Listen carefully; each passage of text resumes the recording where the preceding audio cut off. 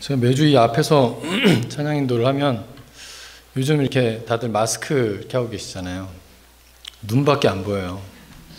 근데 그 눈이 정말 예쁘다라는 걸 제가 요즘 이렇게 막 매주 찬양 인도하면서 느낍니다. 아, 사람의 눈이 이렇게 예쁘구나. 눈만 이렇게 보는데 눈이 참 예뻐요. 그렇구나. 사람은 하나님께서는 인간의 눈을 참 아름답게 창조해 주셨습니다. 오늘 설교 준비하면서 그 본문을 잡고 이렇게 기도하고 준비하면서 참 많이 매번 부담스럽고 매번 힘들지만 이번엔 참 더 그랬던 것 같아요.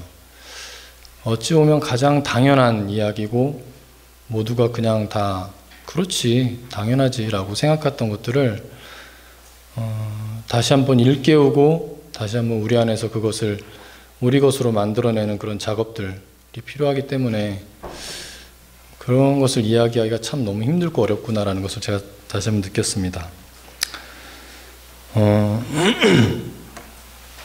제가 당연한 것을 이야기하지만 물론 저도 그 당연한 것을 잘 하지 못하고 살아가지만 오늘 이 자리에서는 하나님께서 저를 통해서 말씀하신다고 생각하시고 저는 하나님의 대변인입니다. 하나님의 말씀으로 받으시길 바랍니다. 몇 달 전에 그 수요 예배 때 우리가 인생 그래프 그렸었어요. 기억나시죠? 하얀 백지에 짝대기 하나 쫙 그리고 0살 태어났을 때, 5살 때, 10살 때, 15살 이렇게 쭉 표시해가지고 내 그래프가 이렇게 갔던 거 하나 띄워봐 주세요. 이거 말고, 네. 이거 제 인생 그래프였었어요. 제가 그때 버렸더라고요. 버려가지고 새로 막 부랴부랴 그렸어요. 별로 이렇게 예쁘진 않지만 보시면 처음에 태어난 거예요. 0살에 이제 태어났죠.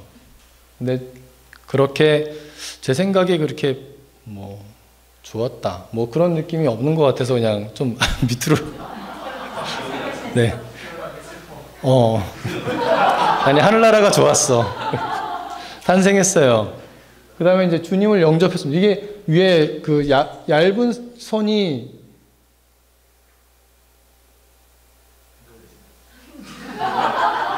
얇은 선이 그냥 제 그런 인생 뭐라 그러지? 그냥 그래프고요.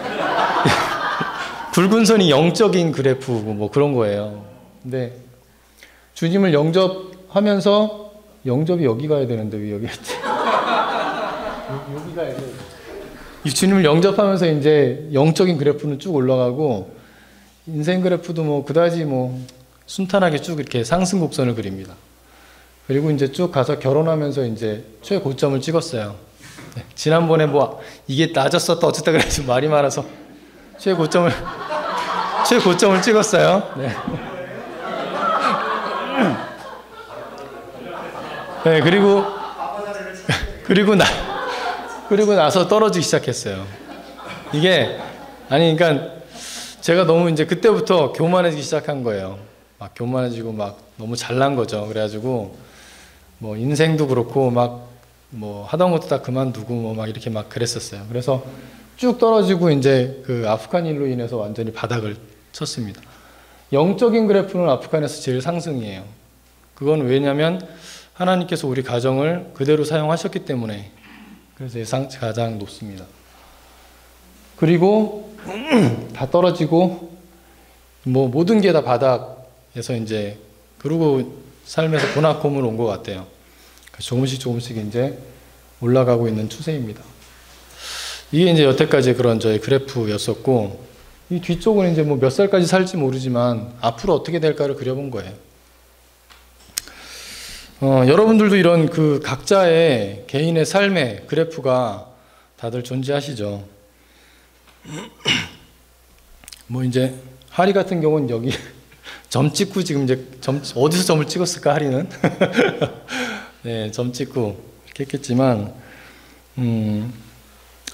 어떤 분들은 이렇게 굴곡이 심하게 왔다 갔다 하신 분도 있었을 거고 어떤 분들은 뭐 계속 위에서 그냥 선이 쭉 갔던 분도 있었을 거고 어떤 분은 아래서 계속 헤매고 있는 분도 계실 거고, 여러 가지 각자의 그런 인생의 그래프가 있을 거라고 생각합니다.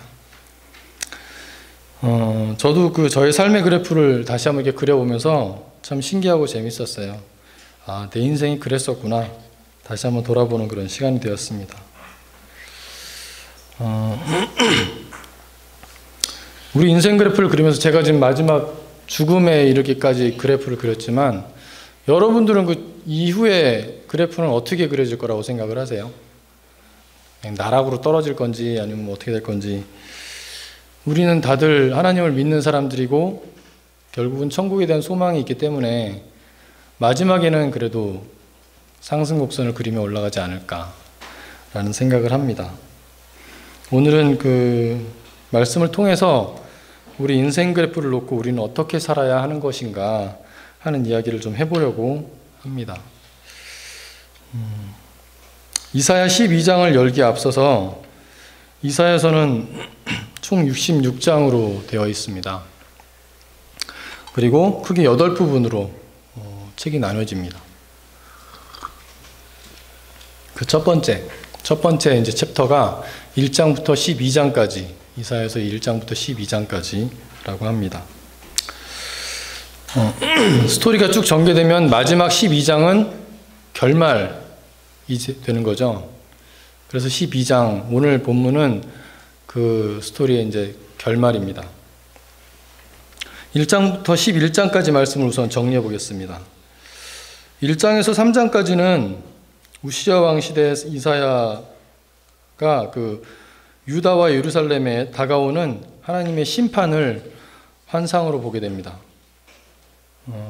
남왕국 유다는 주전 587년에 함락되지만 이미 그 전부터 회복 불능의 그런 상태였습니다.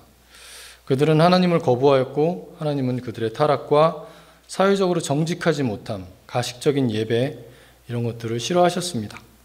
하나님은 예루살렘과 유다가 의지하던 그 모든 것을 제하여 버리시겠다고 하시면서 멸망을 예고하십니다. 4장과 5장에서는 심판에 이어서 이제 회복을 또 선언하십니다. 하나님은 여호와의 날에 예루살렘이 하나님의 도시가 되어 완전한 평화를 얻게 될 것이라고 하십니다. 그러나 이 평화가 이루어지기 전에 이스라엘 백성들의 죄와 잘못은 심판을 받아야 합니다. 죄의 근본은 교만입니다. 유다의 교만한 자들은 낮아지게 될 것입니다. 5장에서는 하나님께서 이제 극상품의 포도를 심었는데 들포도를 맺었다고 유다의 현실을 이야기하십니다. 6장에서 우시야 왕이 죽은 해에 이사야는 또 환상을 통해 하나님의 부르심을 받습니다. 환상 중이었었지만 원래 인간이 죄인이잖아요. 죄인인 이사야가 거룩한 하나님을 배웠다고 이제 망했구나 그렇게 얘기하죠. 하지만 이사야는 그 스랍에 의해서 제단의 숯불을 입에 대어서 죄사함을 받게 됩니다. 정결해진 거죠. 하나님의 언약 백성이 완악해서 들어도 깨닫지 못하고 보아도 알지 못할 것이지만 그래도 이사야를 보내 말씀하신다고 하면서 그 땅에 그루터기 거룩한 씨를 남겨주신다고 소망을 보여주십니다. 또 7장에서 11장까지는 우시아의 손자 아하스가 왕이 되었을 때 유다는 아람 왕 르신과 르말리아의 아들 이스라엘의 베가 왕 에브라임의 공격을 받습니다. 이사야는 유다가 이 어려움을 이겨낼 것이고 오히려 적들이 무너지게 될 것이라는 하나님의 뜻을 전합니다. 그리고 또 이사야는 처녀가 잉타하여 아들을 낳을 것이라는 임마누엘의 환상도 받습니다. 임마누엘 환상은 심판과 언약을 상징한다고 합니다. 북왕국과 그들을 징벌한 아수르도 멸망할 것이고 큰 어려움을 겪은 유다에게는 구원자가 태어나 구원을 베풀 것이라는 말씀이 전달됩니다. 하나님은 이스라엘에게 남은 자를 돌아오게 하시겠다는 포로의 귀환의 약속을 주십니다. 여기까지가 이사야 11장까지의 그런 간략한 이야기입니다. 이야기를 대충 들어보시면서 이렇게 성경의 신구약을 정리해놨다라고 생각이 들진 않으세요? 스토리가 거의 비슷해요. 인간의 타락과 죽음, 그리고 죄사함, 그리고 그들의 구원. 그리고 다음에 오는 것이 12장의 이제 말씀입니다. 그 모든 스토리가 끝나고 12장엔 뭐가 남았을까요? 결국 남은 건 12장은 구원받은 백성들의 하나님을 향한 찬양과 감사입니다. 12장의 내용을 이제 한번 보려고 합니다. 이제 본문으로 들어가서 12장을 보겠습니다. 성경을 좀 펴시고요. 1절부터 3절까지 같이 한번 읽어보겠습니다. 다 같이 읽어보겠습니다. 시작. 그날에 내가 말하기를 여호와께서 주께서 전에는 내게 노하였사오나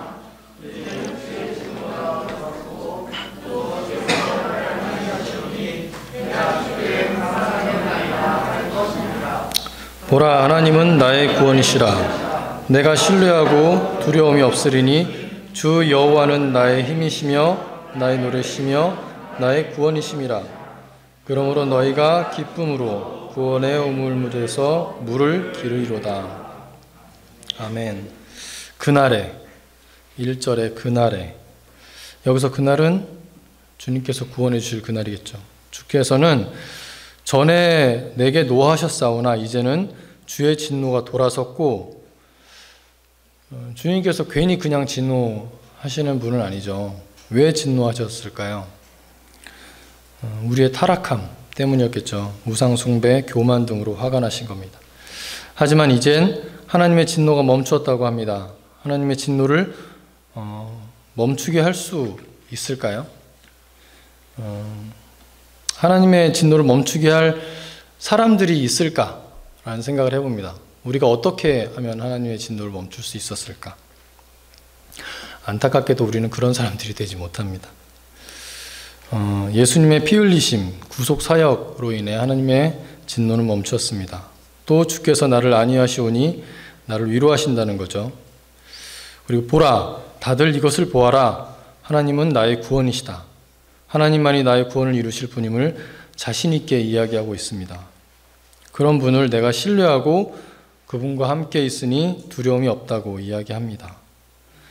주 여호와는 나의 힘이시며 나의 노래시며 결국 나의 구원이시다라는 고백은 이게 어찌 보면 너무나 자연스러운 당연한 그런 고백일 것입니다. 그렇기 때문에 구원받은 너희들은 기쁨으로 구원으로 인한 생수가 나오는 우물에서 그 생명과 풍성함을 누리게 될 것이라는 것이 1절부터 3절까지 말씀입니다. 이제 4절부터 6절까지 말씀을 한번 보겠는데요. 1절에서 3절은 구원받은 그 남은 자들의 감사 찬양의 내용이었습니다. 4절부터 6절은 어떤 내용인지 한번 보겠습니다. 같이 한번 읽어볼게요. 4절부터 6절 시작.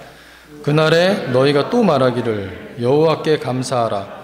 그의 이름을 부르며 그의 행하심을 만국 중에 선포하며 그의 이름이 높다 하라. 여호와를 찬송할 것은 극히 아름다운 일을 하셨음이니 이를 온 땅에 알게 할지어다. 시온의 주민아 소리 높여 부르라. 이스라엘의 거룩하신 이가 너희 중에서 크심이라 할 것이니라. 아멘. 4절에서 6절은 자신들의 받은 감격으로 열방을 향하여 감사를 선포하라는 그런 내용입니다. 그날에, 여기서 그날이 또 나오죠. 다시 말해 구원받은 그날에 또 말하기를 여호와께 감사하라. 어떻게? 그의 이름을 부르며 그의 행하심을 세계 곳곳에 선포하며 그의 이름이 위대하고 높다고 외치라는 겁니다. 여호와를 찬송할 이유는 지극히 아름다운 일을 행하셨기 때문이라고 합니다. 하나님만이 하실 수 있는 오직 아름다운 일, 장엄한 일, 영광스러운 일, 그 일은 무엇이었을까요? 이 당시의 상황을 보면 가까이 보면 히스기야 당시 아수르의 사내립이 예루살렘을 침공했던 일이 있었죠. 18만 5천이라는 대군이 하룻밤 사이에 진멸되는 일이 생깁니다. 그리고 유다 백성이 구원받은 그런 사건이 있습니다. 열왕기하 19장에 있는 내용인데요. 아수르의 왕 사내립이 예루살렘을 침공하지만 하나님을 모욕하는 편지를 들고 유다 왕 히스기야는 하나님께 올려드리며 구원해달라고 기도를 드립니다. 하나님께서는 이사야를 통해 말씀하십니다. 아수르 왕은 이 성에 이르지 못하여 이리로 화살을 쏘지도 못하며 방패를 성을 향하여 세우지도 못하며 치려고 토성을 쌓지도 못하고 오던 길로 돌아가고 이 성에 이르지 못할 것이다. 열왕기하 19장 32절 33절 말씀입니다. 하나님께서는 그 기도에 이렇게 응답을 하셨어요. 절대 못 들어올 것이다. 너희들을 무너뜨리지 못할 것이다.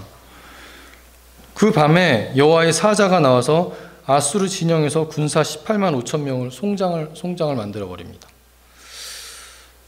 그리고 나서 그 일이 있은 후에 아수르 왕은 돌아가서 니느웨에 거주하면서 그가 섬기는 신 니스록의 신전에서 그의 부하들에게 죽음을 맞이합니다. 이 일을 인간이 할 수 있습니까? 하나님만이 하실 수 있죠. 네, 이런 아름다운 일이 있었습니다. 그리고 조금 멀게는 하나님의 백성들이 그 이스라엘 백성들이 바벨론에 의해 포로로 끌려간 이후에 70년 만에 기적적으로 귀환한 그런 사건이 있었죠.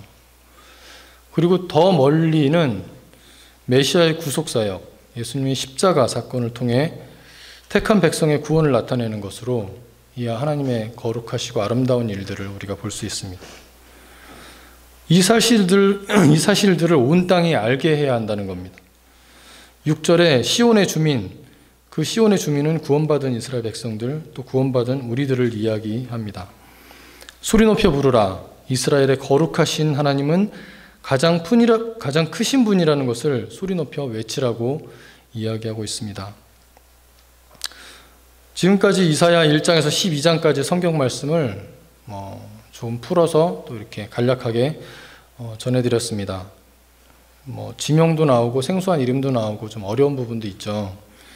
또 역사적 사건이고 해서 좀 어려워 보이지만 결국 짧게 요약해 보면 하나님께서 타락한 유다 백성에게 이사야를 통해 장차 일어날 일들에 대해서 예언을 하고 있습니다.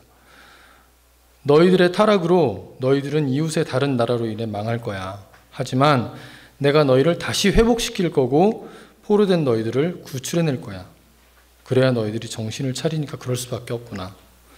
이 모든 사실을 알고 있는 너희들이 해야 할 일은 그저 나에게 감사하고 나를 찬양하면 된단다. 이런 내용입니다. 이건 예언입니다. 그 당시에 지금 일어나지 않았지만 앞으로 일어날 될 일이죠. 12장에 감사하고 찬양하라는 그런 것은 언제일까요? 그렇다면 이 감사하고 찬양하라는 것도 예언일까요? 앞으로 그런 일이 나타나면 다 일이 끝난 후에 그래 봤지? 감사해. 그걸로 찬양하거라 라고 말씀하시는 겁니까? 이 사실들, 이 내용을 다 알았다면 내가 너희를 그렇게 사랑하고 있음으로 인해서 바로 지금 하나님이 나에게 감사하고 찬양하라는 그런 말씀입니다. 타락과 구속과 구원 그리고 우리의 찬양, 이 내용은 이사야서 전체를 통해서도 동일한 내용입니다. 그리고 잘 아시는 것처럼 성경 전체를 통해서도 동일한 내용입니다. 그래서 어떤 사람들은 이사야서를 성경의 축소판이라고도 한답니다. 성경은 66권, 이사야서는 66장. 그렇죠? 비슷하죠? 그리고 이건 이 시대 이스라엘 백성에게만 적용되는 역사가 아닙니다. 현재를 살아가는 우리에게도 동일하게 적용됩니다. 우리가 앞에서 그 인생 그래프를 잠깐 생각을 해봤었어요. 혹시 안 해보신 분이 있다면 지금이라도 잠깐 한번 이렇게 나의 인생을 한번 다시 돌아보고 그래프를 한번 그려보세요. 하얀 백지 위에 아까처럼 줄을 긋고 어디서부터 시작해서 이렇게 한번 곡선을 한번 그려보시기 바랍니다. 그리고 내가 지금까지 살아왔던 삶, 그 이후의 삶에 대해서도 한번 그래프를 생각을 해보세요. 저도 아까 막연하게 그냥 이렇게 갈 거야 라고 그래프를 그려봤는데 자기 나름대로 이런 그래프를 한번 생각을 해보시기 바랍니다. 하나님의 우리를 향한 인생 그래프는 이미 다 그려져 있습니다. 그리고 하나님은 또 말씀해 주셨어요. 우리는 하나님을 알고 믿음으로 구원을 받았고 결국은 천국의 삶을 누리게 될 것이다 라는 그런 결론까지 우리는 사실 다 알고 있잖아요. 과정이 어떻게 몇 번의 꼬불탕이 있을지 모르겠지만 그 모든 시작과 이 끝은 이미 알려주셨고 알고 있습니다. 우리 인생의 그래프가 남은 이 땅에서의 시간 동안 얼마나 더 구부러지고 떨어지고 올라갈지 모르지만 최종은 천국으로 향하게 됩니다. 우리 인생의 전체 그래프를 내 앞에 놓고 우리가 해야 할 일은 어떤 걸까요? 나의 인생이 여기서 시작해서 이렇게 끝나요 라는 걸 다 알아요. 우리 입에서는 결국에 마지막에 그럴 것을 보고 하나님 감사합니다, 이렇게 행하신 주님을 찬양합니다 라고 내가 지금 해야 되는 게 맞는 거 아니겠습니까? 천국을 간 후에 감사합니다, 하나님을 찬양합니다가 아니라 내 앞에 그래프를 놓고 내가 지금은 굴곡자 아래로 떨어져 있는 그래프일지라도 또 위에 올라가 있는 그래프이거나 상관없이 하나님 감사합니다, 찬양합니다 라고 나와 해야 되는 것이 아닐까.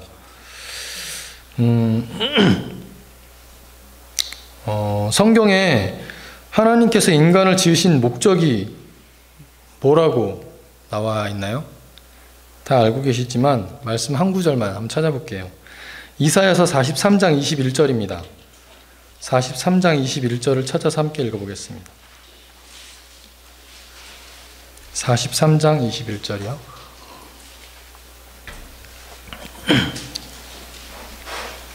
자, 함께 읽어볼까요? 시작. 이 백성은 내가 나를 위하여 지었나니 나를 찬송하게 하려 함이라. 잘 알고 계시는 거죠? 우리가 지어진 목적은 하나님을 찬송하기 위함입니다. 앞에서 말씀드린 내용하고도 연결이 되죠. 우리가 이 땅에서 살아가는 그런 목적과 이유가 하나님을 찬송하기 위함이다. 이게 왜인지 뭔가 좀 연결이 되시나요? 성경 전체를 통해서도 동일하게 말씀하고 계시는 그런 상황입니다. 자, 그럼 저는 여기서 이제 우리의 실제를 보고 싶습니다. 앞에서 살펴본 것처럼 찬송하고 감사하는 일은 그 일이 다 되고 난 후에 하는 게 아니었습니다. 지금 현재 바로 여기서 해야 할 일이었습니다. 그러면 나의 삶은 하루하루가 감사와 찬양 속에서 살고 계십니까? 말씀 준비하면서 이 부분에서 이제 제가 많이 막힌 거예요. 그리고 저를 보고 또 보게 되었습니다. 아까 우리 김석환 집사님 얘기했지만 며칠 전에 비가 엄청 내렸습니다. 다들 보셨죠? 밤에 진짜 몇 번을 깼는지 몰라요. 어젯밤에도 비가 그렇게 많이 왔는데, 네. 그 빗소리를 들으면서 한편으로는 시원하다. 그치, 비가 내리려면 이렇게 내려야지. 또 한편으로는 큰일 났구나. 올해 제가 이제 농사 짓고 있는 그 논에 예년에 비해서 이렇게 벼가 이상하게 색깔도 이상하고 또 풀만 나고 애들이 상태가 안 좋은 거예요. 그래가지고 이상하네. 그리고 막 마음 한켠이 좀 그랬었는데 이번에 또 물난리가 나가지고 논이 물에 잠기고 또 논둑이 다 무너져 내리고 그랬습니다. 아침에 가서 이제 그걸 딱 그 모습을 봤어요. 정말 허탄한 웃음밖에는 나오지 않았어요. 그렇구나. 제 입에서 찬양이 나왔을까요? 감사하다는 말이 나왔을까요? 이런 저의 모습을 보면서 이 말씀 준비하고 하면서 그 생각이 났어요. 내가 그렇지, 나는 못하지, 그런 생각을 했었어요. 그러면서 원망하지 않은 것만으로도 참 다행이다 라는 생각을 했습니다. 우리 인생 곡선에서 곡선이 좀 위에 있을 때, 뭐 일이 잘 풀리고 막 했었을 때는 습관적으로 감사합니다라는 말은 해요. 그렇잖아요? 뭐가 잘 돼서 하나님 감사합니다 막 습관적으로 이렇게 이야기를 하는 것 같아요. 하지만 바닥으로 내려갔을 때 나의 인생이 뭔가 안 풀리고 힘들고 어렵고 아이들도 그렇고 뭐 나도 그렇고 잘 안 된다. 그랬을 때 하나님께 감사합니다, 하나님을 찬양합니다 라는 것들이 쉽지가 않습니다. 원망과 좌절, 분노, 절망 속에서 하나님은 도대체 왜 하필 저에게 이런 일을, 왜 저만 이런 고통을 겪어야 하나요? 라고 오히려 원망하는 그런 기도도 많이 합니다. 최후의 천국의 그림은 온데간데 없고 바닥의 현실 속에서 허우적대고 있는 그런 나의 모습이 참 초라해 보였습니다. 하나님은 다시 한번 여러분께 말씀하고 계십니다. 지금 좋은 일이 있구나. 그래, 축하한다. 참 잘했어. 나를 마음껏 찬양하고 감사하려무나. 또 힘드니? 아픔이 있지? 나도 마음이 너무 아프구나. 그래도 나를 찬양하고 감사하려무나. 결국 이 모든 게 쌓여서 천국의 삶을 이루는 거란다. 찬양과 감사는 너희들이 해야 할 마땅한 일이란다. 몇 개월 전에 TV를 이렇게 켰어요. 한참 올 초부터 이제 코로나 때문에 모든 스포츠 경기가 열리지 않았잖아요. TV에서도 그 실황 중계를 할 만한 게 없는 거예요. 그러니까 재방송을 틀더라고요. 그때 봤던 게 2002년 월드컵을 틀어줬었어요. 당시 이탈리아와 16강전을 봤습니다. 딱 틀어보니까 그때 전반전이었었어요. 1대0으로 우리가 지고 있었죠. 이탈리아가 한 골 넣어서 1대0으로 지고 있었습니다. 2002년에 그 현재 그 상황도 제가 봤었어요. 그때도 이탈리아 저를 봤죠.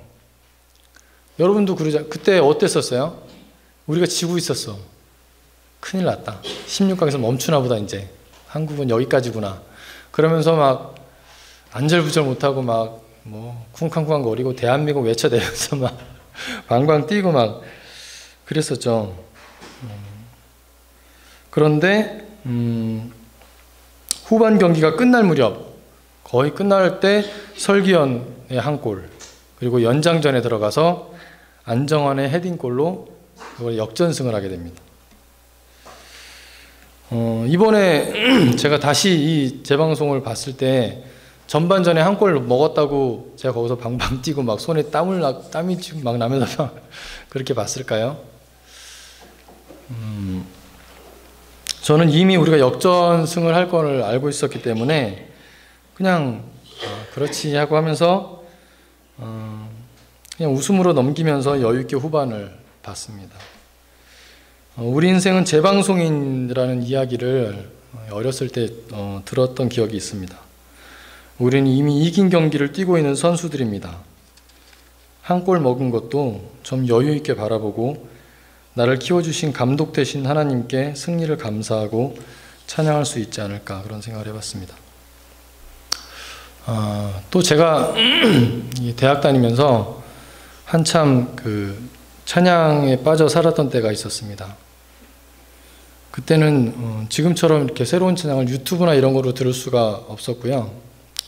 경배 찬양 그 목요일마다 하는 집회 갔었고, 또 그 서점에 가서 이렇게 카세트 테이프 사고, 새로 나온 테이프 뭐가 있나 봐가지고 테이프 사고 계속 듣고, 또 악보 사고, 그렇게 하면서 이제 찬양을, 제가 거의 학교에 찬양 공급원이었었어요. 그렇게 이제 찬양을 좋아할 때가 있었는데, 그러던 중에 어떤 일로 인해서 제가 한번 이렇게 어려움을 겪은 일이 있었습니다. 학교 갔다 집에 와서 그냥 방 안에 그냥 혼자 들어간 거예요. 혼자 들어가서 카세트 테이프를 누르고 찬양을 오토리버스가 뭔지 아세요? 처음부터 끝까지 쭉 가죠. A면 B면이 있어요. 저절로 자기 혼자 자동으로 B면을 틀어주는 거예요. 학생들은 모르니까. 그래서 그걸 틀어놓으면 하루 종일 그냥 계속 나와요. A면 B면이 돌면서. 그렇게 이제 틀어놨어요. 3시간, 4시간. 혼자 방구석에 앉아가지고 계속 그 테이프를 들었습니다.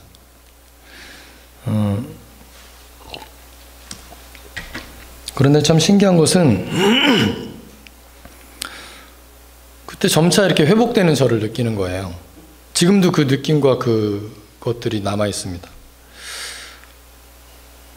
하나님을 찬양하고 감사하는 삶은 하나님을 위한 삶이기도 하지만 나를 위한 삶입니다. 이 진흙 같은 아픔의 세상에서 나의 회복과 나의 일어섬을 위해서도 애써 하나님을 찬양하고 감사하는 것은 필요합니다. 요즘 저와 제 아내는 그 가피풀 성경에 한 줄 감사라는 것이 있어요. 네, 그걸 한번 해보고 있어요. 하루의 삶을 살면서 오늘은 감사할 게 뭐가 있는지 이렇게 써내려가는 겁니다. 한 개도 적고, 뭐 2개 있으면 2개도 적고 이렇게 적어봅니다. 이게 더 풍성해졌으면 좋겠어요. 그 전처럼 항상 찬양도 더 많이 듣고 더 많이 부르고 했으면 좋겠습니다. 사실 찬양이 노래만을 이야기하지는 않습니다. 하나님을 높여드리는 말과 행동, 그 모든 것을 포함하고 있다는 건 다 아실 겁니다. 여하튼 그렇게 해보고 싶습니다. 여러분도 애써 하나님을 찬양하고 감사하시기 바랍니다. 이것은 마땅히 우리가 하나님을 위해 해야 할 일이고 나를 위해서도 해야 합니다. 이제 8월이 시작되었습니다. 또 한 주간의 삶을, 또 새로운 8월 한 달을 하나님을 찬양하고 감사하는, 우리가 마땅히 해야 할 일을 하는 그런 삶을 살게 되시기를 축원합니다. 그렇게 살았으면 좋겠습니다.